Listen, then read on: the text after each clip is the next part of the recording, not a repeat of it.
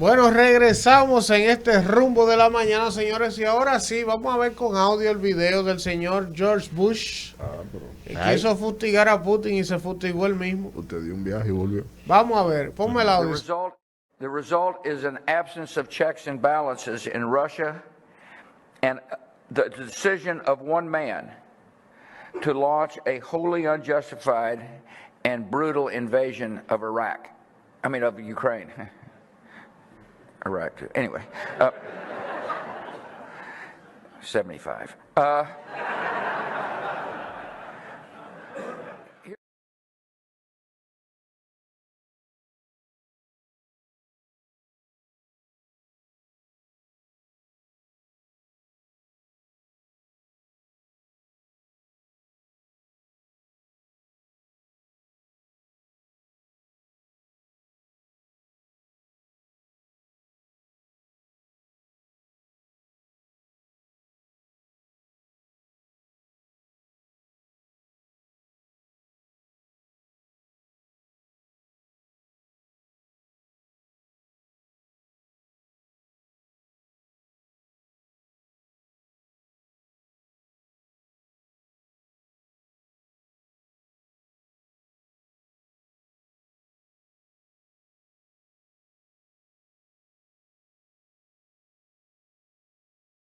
Me parece muy interesante es el hecho, saben que ayer era el Día Internacional de Museos y vi una nota que salió en el listín hoy de que varios museos dominicanos están cerrados porque los están reparando, ¿verdad? Del gobierno pasado, sí. Entonces, pero usted es un venenoso grande. Yo voy a dar una información y ya él metió el veneno de que están cerrados el gobierno pasado. No, para que no vayan a decir que... Miren, yo quisiera, ojalá que el gobierno dominicano... Dicen que el sonido está mal, Isidro.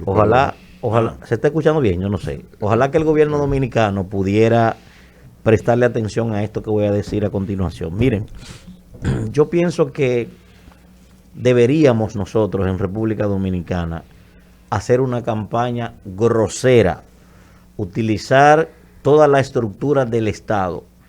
Cuando digo del Estado me refiero hasta los organismos descentralizados, o sea, todas las instituciones, todo el que pueda colaborar en un medio de comunicación, para ver si nosotros, a partir de la reparación de estos museos, podemos comenzar a crear una cultura para que el dominicano comience a visitar, pero no una cosa como de que un paseo de la escuela, como se hace regularmente, ¿verdad? Que regularmente tú vas a un museo cuando de la escuela preparan un paseo, no, sino que tú puedas desarrollar una cultura. Ojalá que doña Milagro me estuviera escuchando o alguien le haga llegar este comentario a Milagros Germán, ¿verdad? La ministra de Cultura. Porque yo veo, por ejemplo, uno se monta en un avión. Pero yo de que me monto en un avión, lo primero que yo busco al país que yo voy a visitar son los museos. Sí, claro. Inmediatamente yo voy ahí porque en los museos está prácticamente toda la historia cultural de los pueblos y de otros. Cuando tú, ¿verdad? Lo adornas con otras culturas también, que eso pasa. Entonces, yo pienso que uno de los mecanismos, después de los libros, ¿verdad? Uno de los mecanismos que te permite tener mayor contacto con la cultura, con la historia de un pueblo, es precisamente en los museos. Ojalá pudiéramos nosotros, y vuelvo y repito lo que he dicho siempre, pueden contar conmigo para ese tipo de cosas, ¿verdad? En lo que ustedes crean que este programa puede colaborar, hablando por mis compañeros, sé que no habrá ningún problema con eso. Podemos colaborar con eso, señores, sobre todo para los más jóvenes. Para ver si nosotros sacamos un poco a los jóvenes del interés de la juca, de los drinks, de la vaina. Oye, son importantes los museos, señores. Vamos a promover ese tipo de cosas. Miren, hay algo que a mí me gustaría compartir con ustedes antes de continuar con los comentarios, las entrevistas y esto, porque son de las cosas que yo no termino de entender. Miren. ¿Qué pasó? Estoy viendo aquí hace un día, o sea, en el día de ayer, en CDN, el hermano medio noticioso, publican que el señor ministro de Salud Pública, el doctor, ¿cómo se llama? El doctor ministro de Salud. Daniel Rivera. Daniel Rivera. Prominente médico santiaguero. El señor Daniel Rivera, ministro de Salud, da unas declaraciones, una entrevista a reporteros de CDN diciendo que República Dominicana está preparada ante eventual sexta ola de contagios del COVID. Dice él que el país cuenta con centros, con vacunas, con personal, con insumos necesarios para hacer frente a una eventual sexta ola de contagios de COVID. Dice el ministro de Salud ayer. Entonces, yo me voy a una información Eso fue ayer, ¿verdad? Le acabo de leer lo que dijo el ministro de Salud ayer. Sí. Entonces, déjame ver aquí. Sí. Una información de hace ayer, pero después de que el ministro dijo esto, dice: Sí. Salud Pública descarta sexta ola de COVID. ¿Cómo así? Le preocupa Sí, el silencio. viceministro, Oye esto, el ministro dice en la mañana que estamos preparados para una eventual sexta ola. Y después un subalterno lo Y descarta. después un subalterno dice que no, que descarta una sexta ola de COVID, pero que sí le preocupa el silencio epidemiológico del 73% de los municipios. O sea, que Sí. nadie está mandando reportes de casos. Y entonces, ¿cómo él puede descartar eso si no tiene los informes? ¿Tú me estás ¿Tú entendiendo? entiendes eso? Yo ¿No recuerdo... parece como una cosa del Chapulín, una cosa de esa? Yo recuerdo cuando la crisis del dólar, el gobierno de Hipólito, que la gente no entendía qué era lo que pasaba, que sube hoy, que sube mañana, que sube pasado, que en la mañana está a un precio, que en la tarde a otro. Y le preguntan a Leonel Fernández en una entrevista, pero ¿qué usted entiende? Dice Leonel Fernández, no, simple. Lo que pasa es que el gobierno no tiene una política clara. En la mañana dicen una cosa, en la tarde dicen otra, un subalterno dice esto y aquel dice lo otro. Entonces, es la misma lógica de la conducción actual porque son la misma gente Sí, del pero, PRD. sí, pero Víctor, déjeme decirle algo, que yo pienso que el profesor Fernández ahí ha sido, Ajá. ¿cuál sería la palabra?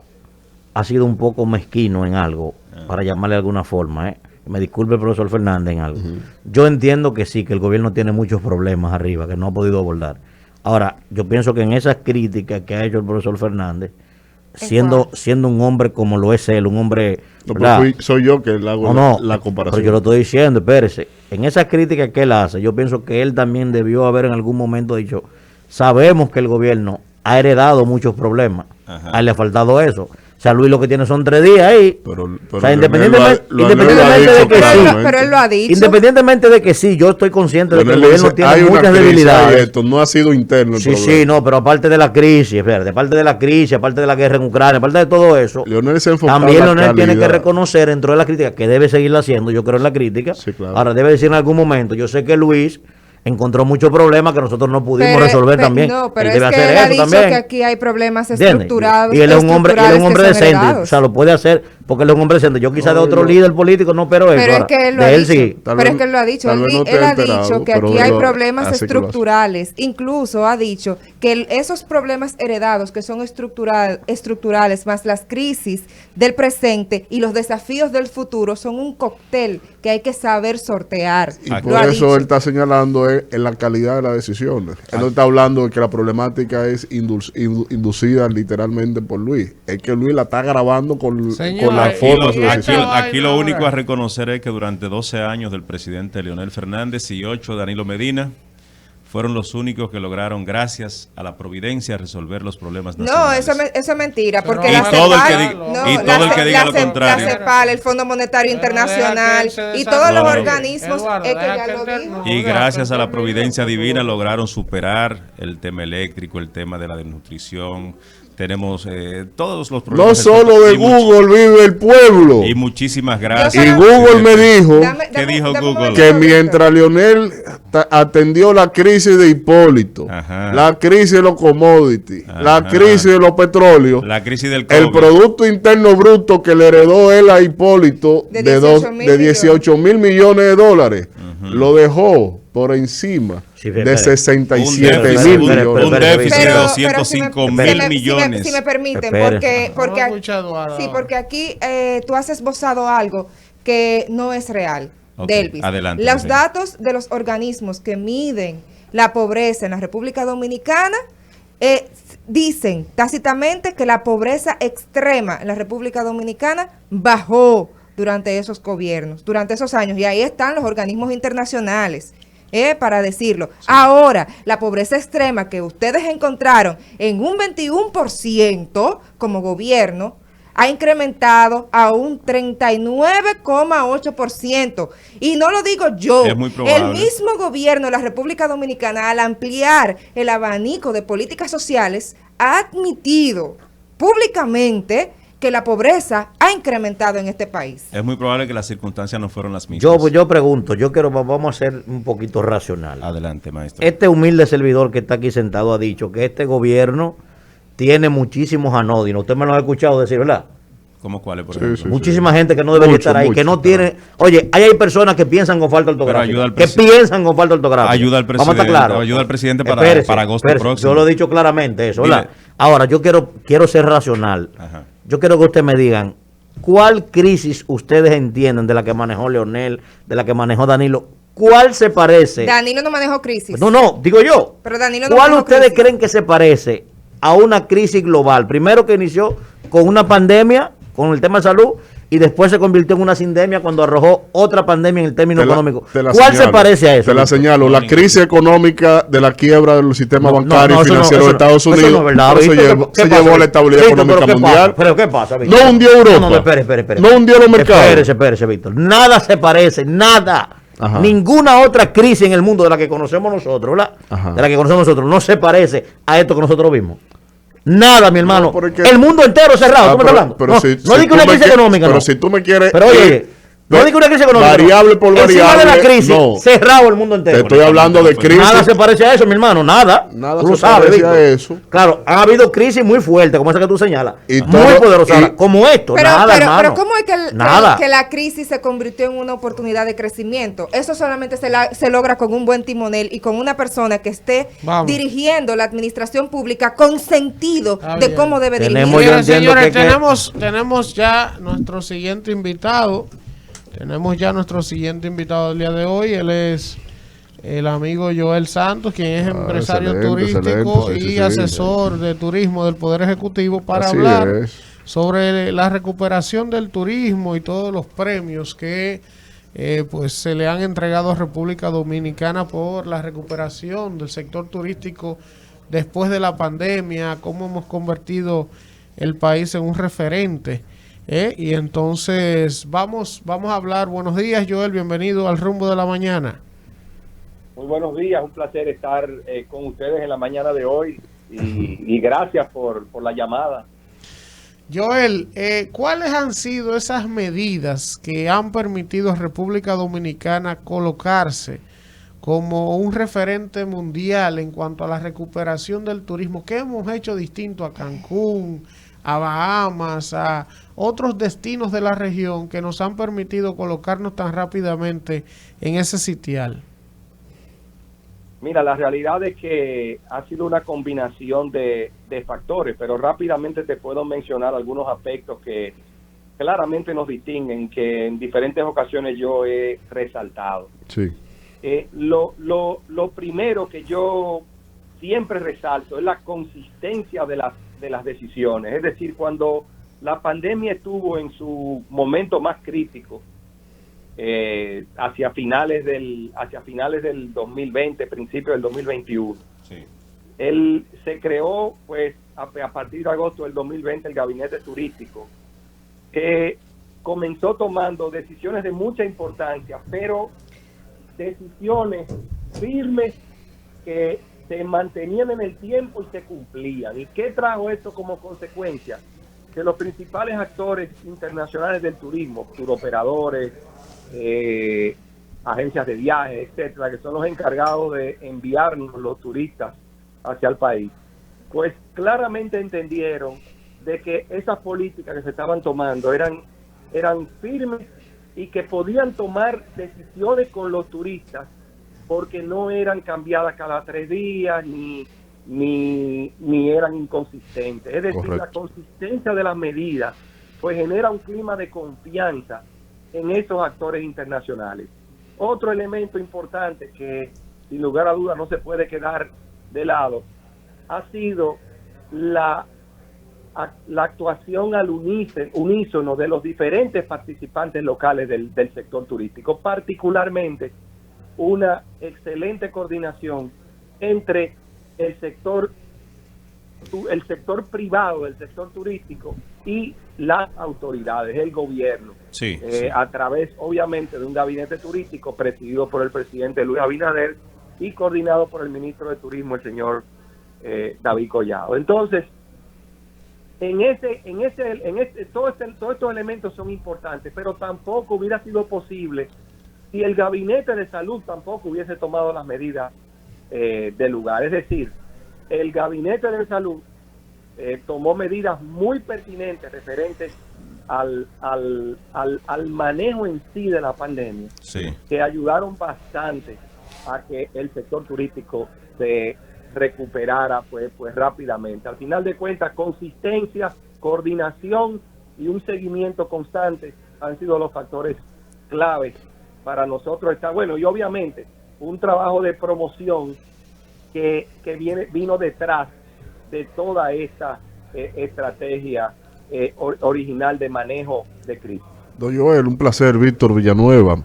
Mire, siempre me ha llamado a la atención cómo, igual con lo que usted señala con respecto a la recuperación del sector, y está claro que la consistencia en las políticas que tuvimos pudieron darle estabilidad y credibilidad cuando el mundo estaba cerrado por un lado, no había líneas aéreas operando con destinos ciertos, en fin.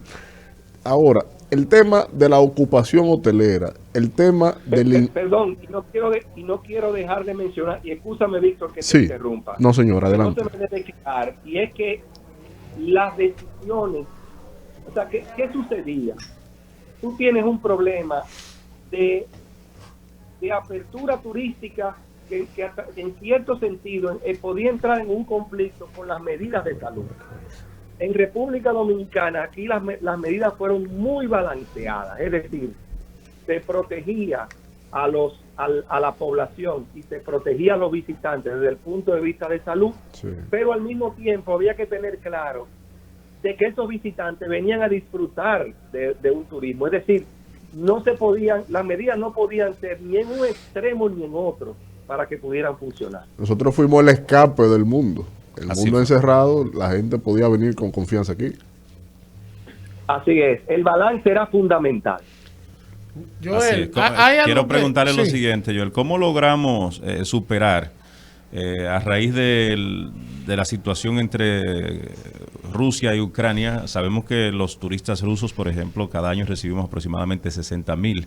¿Cómo logró el país paliar esa situación que irremediablemente, lamentablemente, nos afectó de forma muy directa? Sí, la realidad es que hay que reconocer de que los rusos son más o menos al año entre 150,000 y 200,000, dependiendo del año en que estemos hablando. Sí, Y los ucranianos en el año 2019 fueron unos 60,000. efectivamente. Es decir, que estamos hablando de dos mercados de suma importancia, y sobre todo que el mercado ucraniano venía creciendo y el mercado ucraniano había respondido muy bien durante el periodo de la pandemia. Los rusos no estaban, el mercado ruso tardó mucho tiempo en abrirse, es decir, en la situación de la pandemia ya se habían reducido, pero el mercado ucraniano había respondido muy bien durante el periodo de la pandemia. Sí. Y claramente la principal estrategia en ese sentido, con Europa también limitado por la pandemia, era concentrarse en un mercado norteamericano que al mismo tiempo también podía tener dificultades para viajar a Europa, y claramente se desviaron muchos turistas norteamericanos al Caribe, y nosotros también aprovechamos esas circunstancias. Joel, Sin lugar a dudas, eso fue un elemento importante, y yo no debo dejar de resaltar la respuesta, especialmente durante la pandemia, que el mercado local, es decir, los visitantes dominicanos, Esos fueron buenos, sí. aportaron durante ese periodo, sobre todo en el segmento no tradicional del no todo incluido, es decir, personas que visitaban villas, apartamentos, con la opción pues de quedarse en estos Joel. en estos atractivos lugares. Sí. Joel, quisiera preguntarte lo siguiente, ¿qué lecciones aprendimos, verdad? Después de atravesar esta crisis que sorprendió a todo el mundo, pero una de las características por la que el sector turístico se ha recuperado tan rápido, tú lo has descrito, tiene metodología, el sector privado se integra, tiene otro manejo. Parecería como si el sector turístico de la República Dominicana tiene una organización que el resto del gobierno y de las instituciones públicas deberían emular o envidiar ese modelo de alianza público-privada, pero que arroja resultados tan positivos. Entonces, te pregunto lo de las lecciones aprendidas porque estamos frente a un posible rebrote otra vez. Entonces, ¿qué han hecho los hoteles? ¿Qué han hecho? ¿Qué hemos hecho para que si tuviésemos que enfrentar una nueva ola de este virus o cualquier otra cosa, no seamos tan vulnerables desde el punto de vista turístico, porque la economía nacional se ve golpeada de manera brutal si el turismo se paraliza? ¿Qué cosas aprendimos que nos podrían servir para el futuro? Yo creo que desde antes ya nosotros habíamos venido aprendiendo de cómo manejar las crisis, y creo que se pusieron en práctica a partir de agosto del 2020 en lo referente a la situación de la pandemia, que fue, creo que lo mencionamos, la consistencia, la respuesta rápida y obviamente el trabajo en conjunto. Pero también hay otras lecciones hacia el mediano plazo, que son tendencias que la pandemia ha traído, que están para quedarse, y no solo en el segmento turístico, sino en general también se pueden aplicar. Y una de ellas que es fundamental, es que era un fenómeno que se viene dando en el sector turístico, pero que fue acelerado por la pandemia, y es la preferencia del turista por no concentrarse en propiedades concretas, sino conocer y visitar destinos. Es decir, hay un cambio, hay un paradigma, un cambio en la visión del turista, que ya cada vez más no solo visita un hotel, sino visita un destino. Y eso nos coloca en el reto, que es obviamente el próximo paso. Así es. De fortalecer nuestra infraestructura, para fortalecer nuestros destinos turísticos. Ya la persona no viene simplemente a tomar, vamos a decir, trago o comer y ir a la playa, sino el turista quiere experiencias, y obviamente las experiencias las va a encontrar de una manera mucho más. Por eso ocurre, Joel, que Las Terrenas se mantuvo repleta durante toda la pandemia, y todavía sigue llena porque la gente va a la comunidad. Correcto. Entonces, ese es uno de los principales mensajes que el periodo de pandemia nos deja, y que claramente están para quedarse. Otro elemento importante es la tecnología. Los procesos tecnológicos que impactan al sector turístico de manera concreta, pues también se aceleraron. Para mencionarte un ejemplo muy sencillo, sí, los procesos de check-in en los hoteles desde el punto de vista operativo, sí, ahora tienen que ser mucho más acelerados, porque las personas están acostumbradas a un menor contacto con los, vamos a decir, con las personas que atienden las recepciones de los hoteles, para mencionar algo. Sí, sí.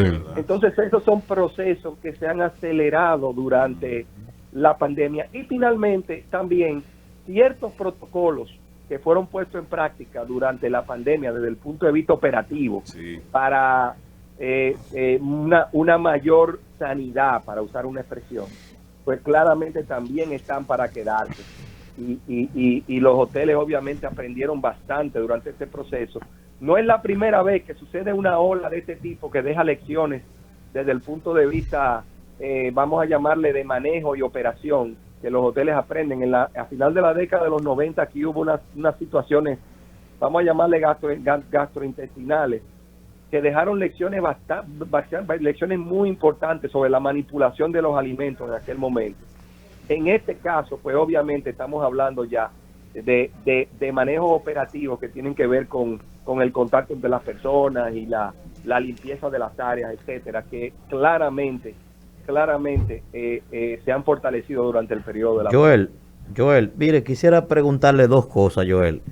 Primero, yo estoy desde el año 2015 promoviendo que la República Dominicana utilice su condición de ser el líder absoluto del turismo en el Caribe. Yo he dicho, ¿para qué no ha servido eso? Sino más para enunciado. ¿Qué es lo que pasa, Joel, que ha impedido que nosotros podamos utilizar eso para promover finalmente el turismo multidestino en la región del Caribe y encabezarlo República Dominicana. Le digo esto, por ejemplo, porque hay pequeñas islitas de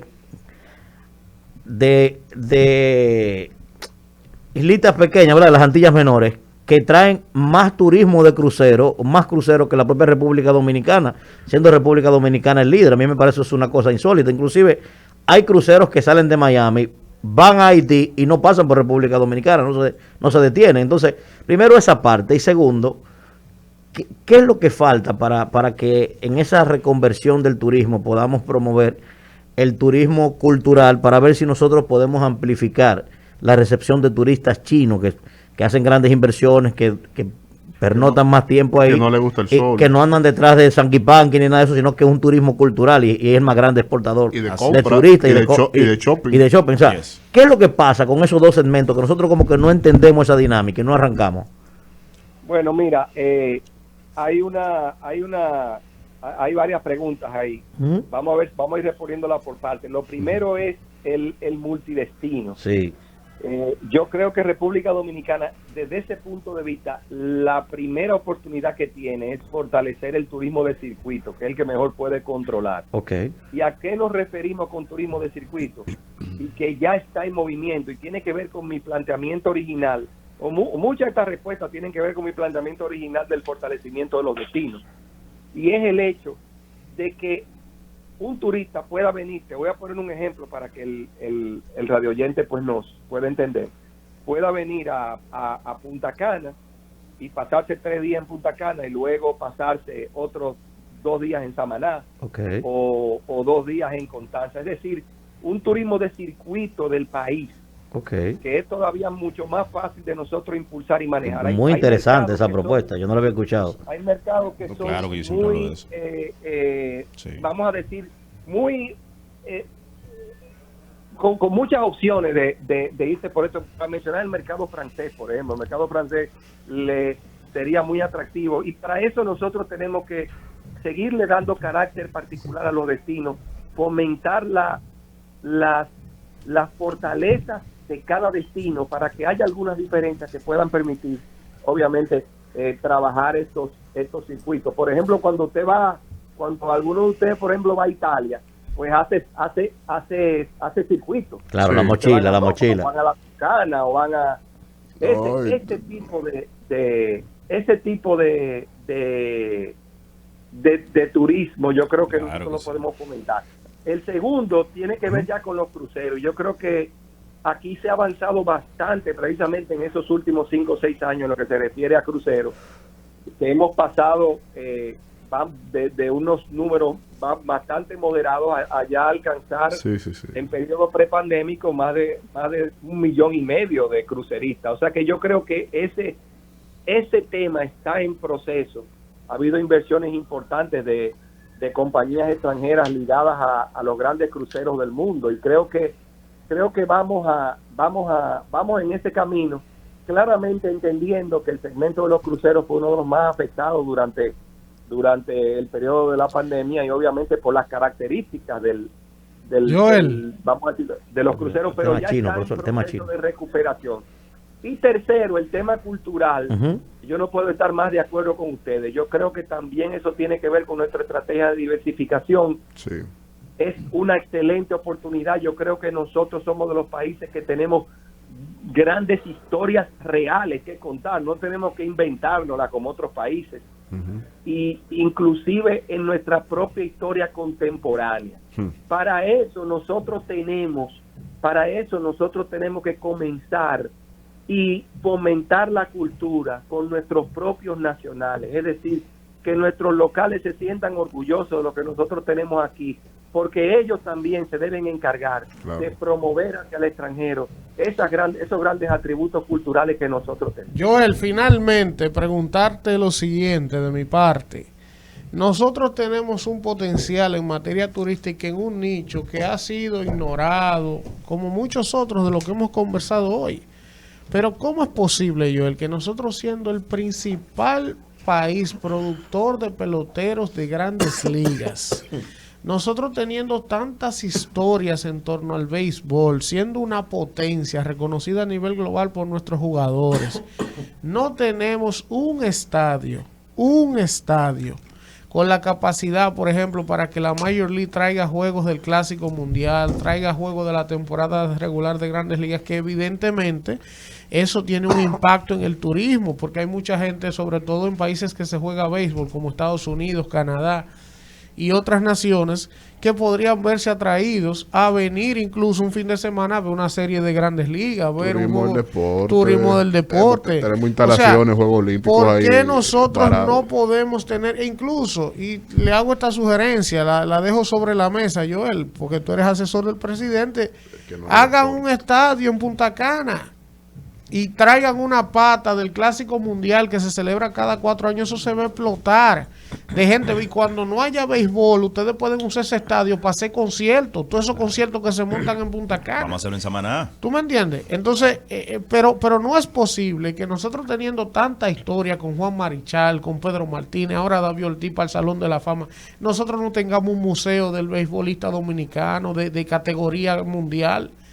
Entonces, no sé qué tú opinas de eso, puede sonar. No, yo estoy totalmente de acuerdo con ustedes. Creo que el béisbol se debe enmarcar dentro de ese proceso nuestro de seguir creando mucho mayor oferta complementaria para el turismo, no solamente en Punta Cana. Creo que también, de hecho, aquí han habido proyectos en el pasado de remodelar el estadio Quisqueya, el Coloso de la Fe, como le han hecho en Puerto, pero eso no tiene la categoría ni el nivel de un estadio de Grandes Ligas. Y creo que también aquí han habido iniciativas de ese museo. De hecho, en la Romana sé que en algún momento hubo alguna iniciativa en ese sentido. Es decir, sí, yo estoy totalmente de acuerdo con ustedes en el sentido de que el béisbol tiene que estar totalmente atado a la historia que nosotros debemos contarles al mundo, porque somos somos el segundo país mayor productor, ustedes lo dijeron. No, y per cápita el primero. Per cápita el primero. Correcto, evidentemente, per cápita el primero, es así. Bueno, Joel, muchísimas gracias por conversar con nosotros. Un abrazo, hermano. Tenerle presencial nueva vez. Muchas gracias por la invitación y siempre a la orden para conversar con ustedes temas de tanto interés como lo es en este caso el sector turístico dominicano. Así es, siempre. Gracias, Joel. Bueno.